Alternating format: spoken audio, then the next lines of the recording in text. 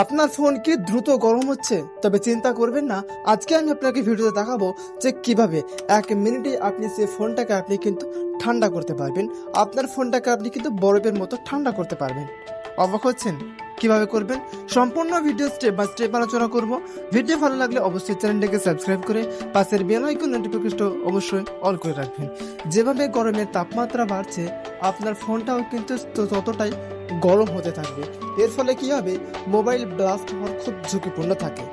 আপনাকে আমি দেখাবো যে কিভাবে যদি আপনার ফোন হঠাৎ দ্রুত গরম হয়ে যায়, তাহলে সেই সময় আপনার ফোনটাকে আপনি কিভাবে ঠান্ডা করবেন, একদম বরফের মতো ঠান্ডা কিভাবে করবেন। এর জন্য আপনাকে আপনার ফোনের প্রথমে একটা কাজ করতে হবে। আপনাকে সার্চ করতে হবে আই ম্যানেজার। প্রত্যেকটা ফোনে অ্যাভেলেবেল রয়েছে আই ম্যানেজার। আপনি আই ম্যানেজারে আসবেন। আসার পর নিচে দেখবেন ইউনিট টুলস যে অপশনটা রয়েছে, এই ইউনিট টুলসে আপনি ক্লিক করবেন।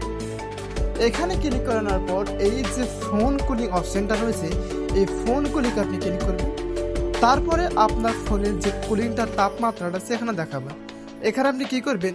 কুল ডাউন যে অপশনটা রয়েছে, এই কুল ডাউন আপনি ক্লিক করবেন।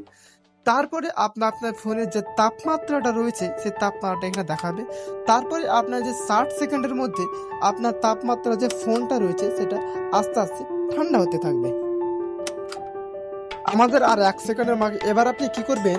তারপর যে ডান অপশনটা রয়েছে এর ডানে আপনি ক্লিক করবেন।